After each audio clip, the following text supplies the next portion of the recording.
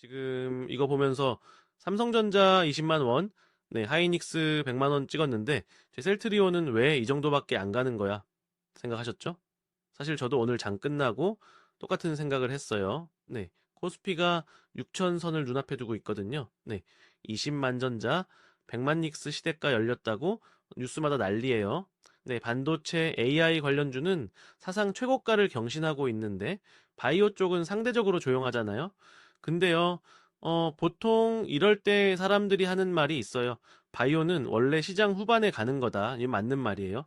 역사적으로도 그 대형주 랠리 이후에 바이오가 따라잡는 패턴은 여러 번 나왔거든요. 근데 이게 전부일까요? 제가 셀트리온이 덜 간 이유가 정말 그 순서의 문제일 뿐인지 아니면 시장이 아직 반영하지 못한 뭔가가 있는 건지 오늘 이걸 하나씩 풀어볼 거예요. 네, 이쯤 되면. 그래서 셀트리온 실적은 괜찮은 거야? 궁금해지시죠? 여기서 하나 짚고 넘어갈 게 있어요. 셀트리온 제약이 국제약품과 함께 판매하고 있는 아이덴젤트. 이 약이 출시 1년 만에 매출 140억 원을 돌파했어요. 한 언론 보도에 따르면 국내 자가면역 질환 바이오시밀러 시장에서 사실상 최단기간 기록이라고 하거든요. 140억이라는 숫자가 감이 안 오실 수 있는데요. 이걸 개인화해보면 이래요. 바이오시밀러 하나가 매달 12억씩 꾸준히 팔리고 있다는 뜻이에요. 처방 건수로 따지면 그만큼 그 의사들이 이 약을 선택하고 있다는 거죠. 왜 중요하냐면요. 이건 단순히 매출 숫자가 아니라 셀트리온이 국내에서도 바이오시밀러 처방 시장을 확실하게 장악하고 있다라는 증거거든요. 근데 이것만으로는 주가가 확 움직일 이유가 안 되잖아요. 진짜 이야기는 따로 있어요. 여기까지 따라오셨으면은 그래, 바이오시밀러는 잘하고 있는 거 알겠어. 근데 그게 새로운 뉴스는 아니잖아 라고 느끼실 거예요. 맞아요. 셀트리온의 바이오시밀러 역량은 이미 시장에 반영된 가치예요. 근데요, 오늘 나온 뉴스 하나가 이제 게임을 바꿀 수 있어요. 셀트리온이 비만 치료제 시장에 본격 진입한다는 발표가 나왔거든요. 그것도 주사제와 먹는 약, 네, 투트랙으로요. 이게 왜 큰 건지 설명해 드릴게요. 지금 글로벌 비만 치료제의 시장이 얼마나 큰지 아세요? 올해 기준으로 수십조 원 규모예요. 노보 노디스크의 위고비, 네, 요 일라이릴리의 이 마운자로가 뭐 시장을 지배하고 있는데 문제는 그냥 공급이 이제 수요를 못 따라가고 있다라는 거예요. 여러 보도를 종합해 보면 그 셀트리온은 주사제 쪽에서 바이오시밀러 역량을 활용해 빠르게 따라가면서 동시에 경구제까지 개발하겠다라는 전략이에요. 사실 먹는 비만약은 아직 시장에 제대로 나온 게 거의 없거든요. 주사 맞는 게 싫은 사람들이 얼마나 많겠어요?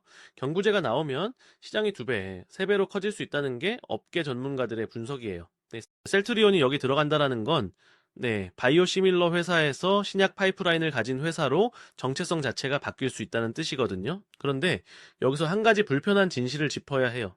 제가 솔직히 저도 이 뉴스 보고 처음엔 좀 찜찜했어요. 셀트리온의 미국 파트너사 AB프로가 상장 폐지 위기에 놓였다는 보도가 나왔거든요.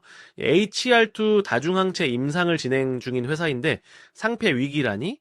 이걸 보면서 네, 파트너사가 이러면은 셀트리온도 영향받는 거 아니야? 생각하신 분 분명 계실 거예요. 당연한 걱정이에요. 근데 여기서 냉정하게 봐야 할 게 있어요. 이건 이 AB프로의 재무 문제지. 셀트리온의 기술력이나 파이프라인 자체의 문제는 아니거든요. 만약 1,000만 원을 이 종목에 넣어두고 계신 분이라면 이런 뉴스에 120만 원 날아가는 기분이 들 수 있어요. 하지만 파트너 하나의 상장 이슈와 셀트리온 자체의 파이프라인 가치를 같은 저울에 올려놓으면 안 돼요. 물론 단기적으로 심리에 영향을 줄 수는 있어요. 그건 인정합니다. 하지만 이런 노이즈야말로 시장이 진짜 이제 가치를 제대로 반영하지 못하게 만드는 원인이 될 수 있어요. 자, 여기서 질문을 하나 바꿔볼게요. 많은 분들이 셀트리온 지금 사도 돼? 라고 물으시는데 제가 보기에 진짜 질문은 이거예요. 셀트리온을 아직도 바이오시밀러 회사로만 보고 있는 건 아닌가? 이 프레임을 바꾸면 완전히 다른 그림이 보여요. 생각해보세요. 바이오시밀러로 아이덴젤트 같은 약이 국내에서 매년 140억씩 팔리고 있어요. 이게 캐시카우거든요. 그 위에 비만 치료제라는 수십조 원짜리 신규 시장에 이제 투트랙으로 진입하고 있어요. 그런데 지금 시장은 어떤 상황이냐면 자, 외국인이 이달에만 코스피에서 12조 원을 팔아치웠어요. 근데 또 재밌는 게 공매도 대기 자금은 사상 최대거든요. 이게 뭘 뜻하냐면 시장은 지금 과열과 불안이 동시에 존재하는 상태예요. 자, 반도체는 이미 많이 올랐고 다음 로테이션 타깃을 찾고 있는 돈이 분명히 있어요. 그 돈이 어디로 갈까요? 캐시카우가 탄탄하면서 신약 파이프라인까지 가진 바이오 대장주. 이렇게 보면 셀트리온이 덜 간 게 무시당해서가 아니라 아직 재평가가 시작되지 않았기 때문일 수 있지 않을까요?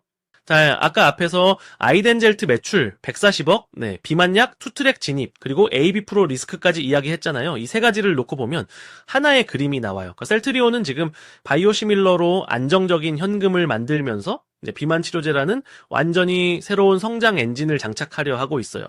파트너사 리스크는 있지만 그건 하나의 협업건이지 셀트리온의 본체 가치와는 별개의 문제예요.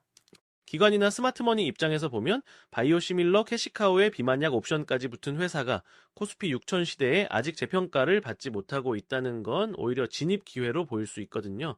물론 비만 치료제 개발이 순탄하게 갈지는 아직 확인이 필요합니다. 임상 결과가 나와 봐야 알 거예요. 하지만 방향 자체가 바뀌고 있다라는 게 중요해요. 이제 바이오시밀러 회사에서 신약 파이프라인을 가진 종합 바이오 기업으로 네, 이 전환을 시장이 인식하는 순간이 그 주가가 움직이는 순간이에요.